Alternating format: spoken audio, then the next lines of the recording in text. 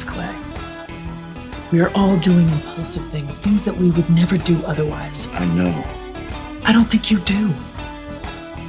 I like it here. So do I. It's unanimous. Good. I know what unanimous means, even if I can't pronounce it too good.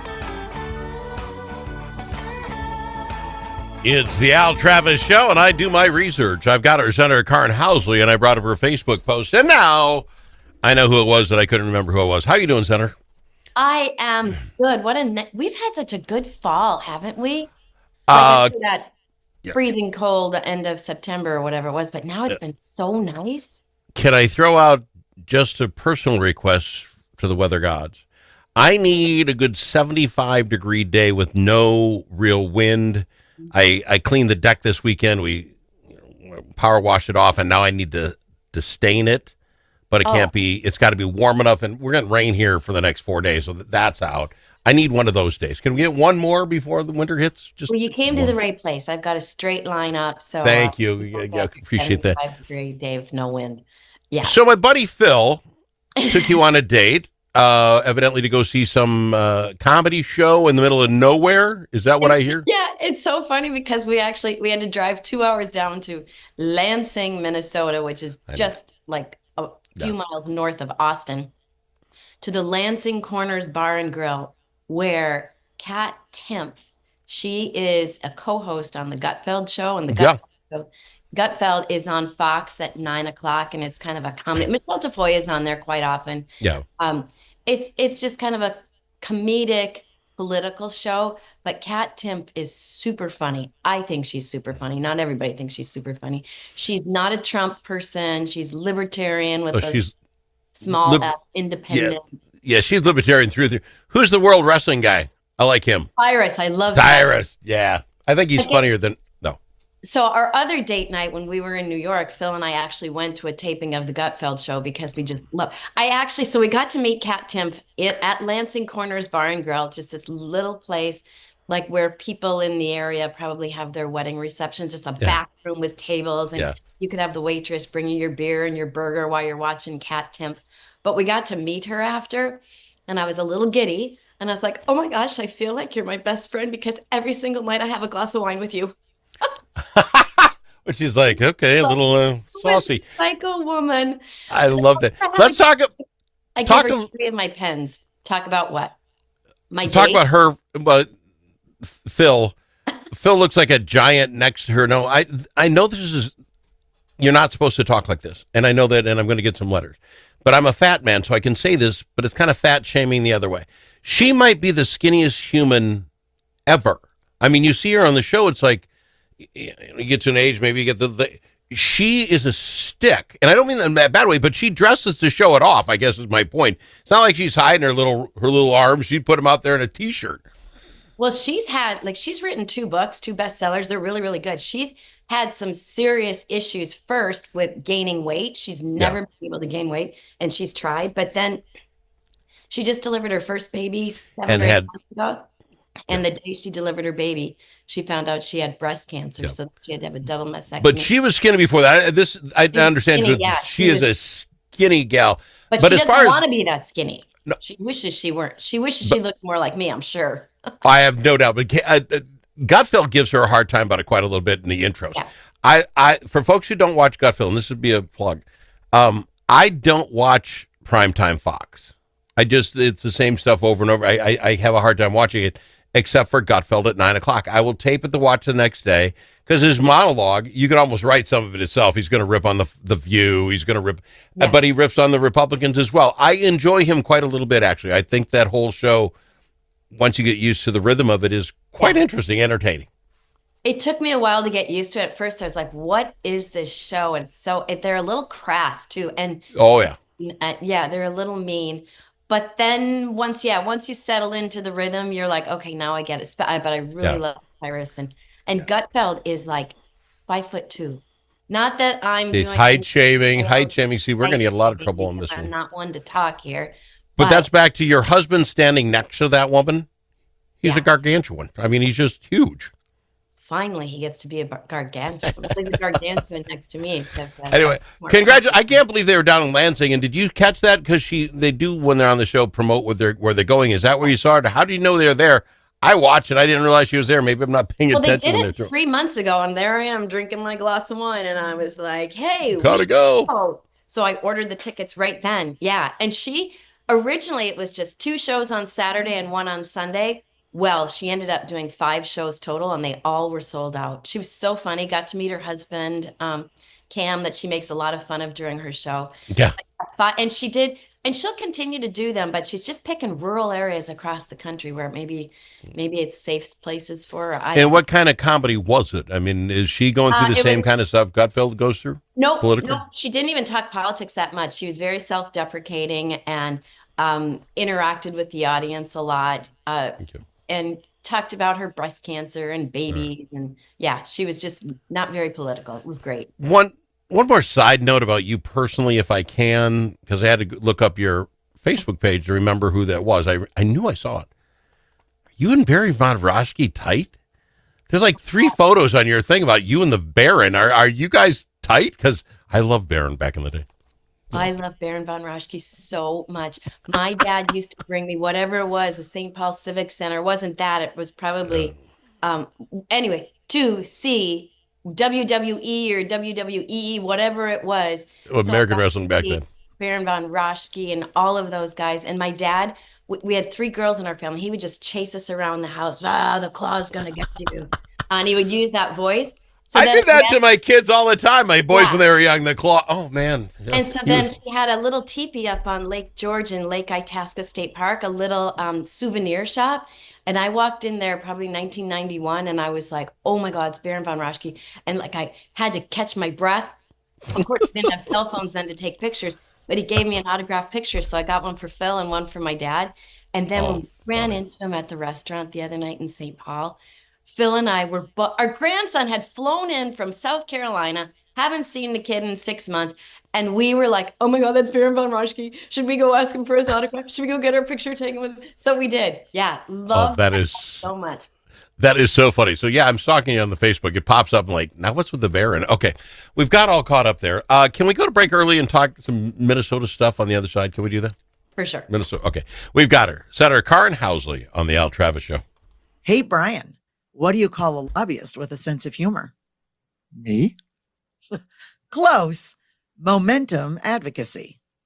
We help clients get real results at the Capitol with strategy, relationships, and just enough charm to make it fun. From policy wins to media spots, we've got your back. Nonprofits, businesses, coalitions, we've helped them all. And we do it with nearly 90 years of combined experience. Momentum advocacy. As always, your friends at the Capitol. Learn more about our team at momentum-advocacy.com. Achieving your financial goals requires individual planning and a comprehensive approach. At Midwest Money Management, our mission is to provide you with the knowledge, tools, and confidence to feel comfortable financially today and secure about tomorrow. Learn more at MidwestMoneyManagement.com. That's MidwestMoneyManagement.com. Securities offered through JW Cole Financial Inc., member FINRA and SIPC. Advisory services offered through JW Cole Advisors Inc., Midwest Money Management, and JW Cole Financial Inc. and JW Cole Advisors Inc. are unaffiliated entities.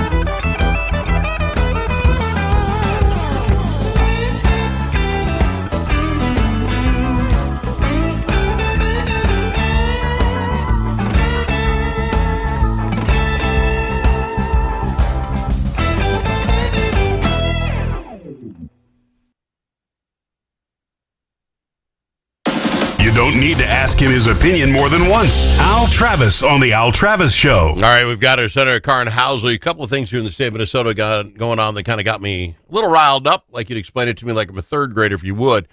Federal government asks Secretary of State Steve Simon to send in the voter rolls. They just want to match them against, I don't know, dead people. And Steve Simon said no. Now, this guy's been telling us for years that he's got the cleanest, the coolest, the best rolls ever. You're going to love these rolls. But he doesn't want anybody to look at them. Now, I went and got my real ID, because you got to get it if you want to go traveling. The federal government's got my name. They got my Social Security number. They gave me my Social Security number. They have my address. They have my blood type now and my where I was born. The government knows everything that is in my voter roll. So why would Steve Simon say no? Well, obviously, there's something there that he doesn't want us to know. It's kind of like catching your husband cheating on you, and you say, well, if you really aren't, then show me your cell phone. And they say, no. It's just like that. No. Hello. So it's flat out, there's something there they don't want you to see, and we know what it is. There's people on the voter rolls that are dead. Okay, but even if that is true, okay, you got a whole lot of names and a whole lot more voters than they're actually going to vote, but they're dead. They're not voting anyway. So someone has to be using them to make this bad. And here's the story from today. And this is the next step, way to fall into my trap.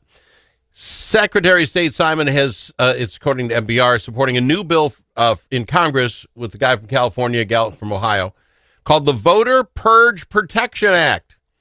Voters should not be removed unless there are reliable evidence they died or moved to another state. Okay. My dad died 4 months ago. Gets dead, and then the state comes in and they create a death certificate, right? And it's created by the state. Then Ma and I had to sit around and decide between life insurance and bank accounts and all the other stuff, how many real certificates, because those cost more, by the way, you get from the state of Minnesota, real ones, then how many could you make copies and send off to the other people who aren't crazy about having to have the seal on it? So we went through all this. Are you telling me, Senator, is Steve Simon telling me that my dad's death certificate isn't enough in the state of Minnesota to take him off the voter rolls? That that there isn't a computer that says, hey, dad died, take him off.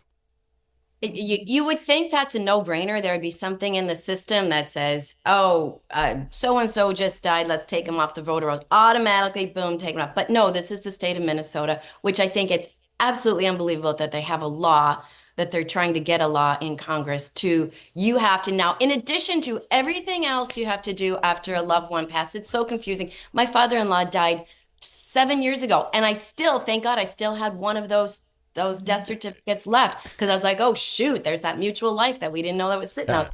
But so I was thinking about this. I think I'm going to draft a bill that says that if somebody dies and the state of Minnesota issues a death certificate, you automatically have to take them off the voter roll. Please. Like you think you wouldn't have to tell them that, but there's so many things that we have to put in black and white that you have to do. So I think, thank you for the great idea. I live in a small town, and this is freaky, but it happened. So dad passes, and my bank, because in there, obituary survived by Al, my bank has somebody sitting around reading the obits. They sent me a card. My bank knows when my old man passed and let it happen. Hey, sorry to hear about the loss of your dad, and they all sign it. If they can do it here, don't tell me we can't do that. Now, the other thing is this moving out of town thing. This is cray-cray. This is where I say let the federal government get involved. So he's saying, unless we can prove you moved to another state. I'm planning to move, got to go to Iowa, whatever. I'm moving. I got enough crap to think about. Who in their world's going to think, well, we got to get a hold of the state of Minnesota and let them know we moved because Steve Simon needs to know to take us off the rolls. This will never happen. As you move out of the state, those names are going to stay. No one's going to do that, Senator. No one. Oh, no. And I can tell you, after moving 17 times in 21 years, there's no way I'm going to contact any of those other states to say I'm not there. Wouldn't there be something that if you didn't vote like 3 years in a row, you automatically just fall off, and then they'd go, okay, they must have moved? Or like you said, can't the new state where you decide to vote in, alert your previous address that they're no longer voting there, they're voting over here. That would be common sense. See, But back yeah, to my church. When I moved churches, I moved from one church to the other church, signed up for the church sent the old church and said, oh, by the way, he's with us now. Yep. We can't do that with voting? This is crazy. Well, we can. They just aren't. And they want a law that says we don't have to. Now, Senator, like a third grader, you have now people who died like my dad, and I don't have time to let Steve Simon. I never even, when Dad died, I never once thought of Steve Simon. Never came into my head. Don't know why. But it doesn't happen. So his name's on there. People move. People are moving out of the state all the time. When they move, what's happening with those names, Senator? If they're just sitting there, who cares? Something has to happen with them. They're valuable for one reason only. And what would that be, Senator? Oh, let me guess. They check the ballot, they see who's voted, and then there's a bunch of empty lines that they have not voted yet today. Let's fill those in with votes. That's the only, and Steve Simon can come on the show anytime. I will work it out. You tell me why there would be a reason we want to make sure somebody who's dead still in the rolls. Thank you for that, Senator. One last thing. It needs more time than this, but we've got to hit it. Today, I believe, is the day for trans Section 8, Title 9, whatever it is, to be solved here in Minnesota. The federal government, which, by the way, in Minnesota, we yelled, we want a Department of Education. You cannot get rid of it. So they come out and said, great, we're here. You must follow Title 9 or you don't get your money. And we're saying, nope, not doing it. Supposed to be some state solicitor general sent them a letter saying, the lack of clarity with the government being shut down, we're just going to keep going as we are until you unshut down. What kind of political game is that? This is easy. Follow Title IX, get the money. Don't follow Title IX, not getting the money. What are we missing? Right.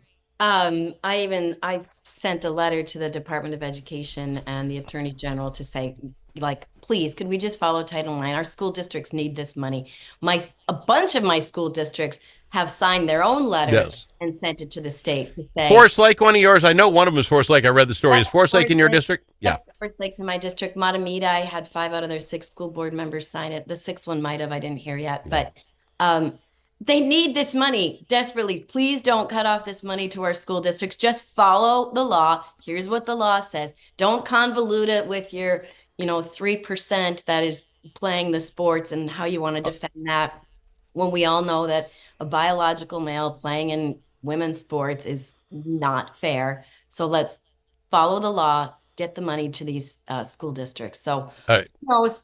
We'll see what our crazy state does. That's fair enough. We're not watching The Golden Bachelor, right? We talked that last week.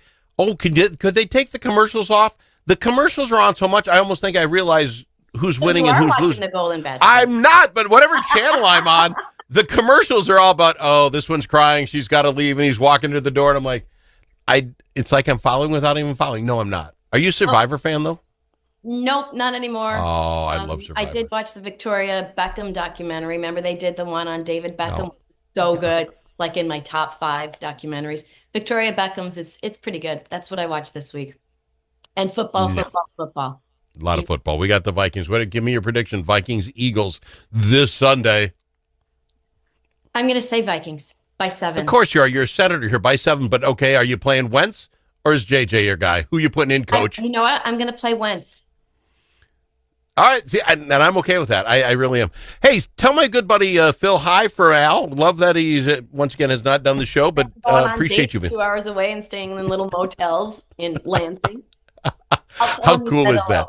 All right, thank you, Senator Karin Housley on the Al Travis Show. Love having her on. Thank you.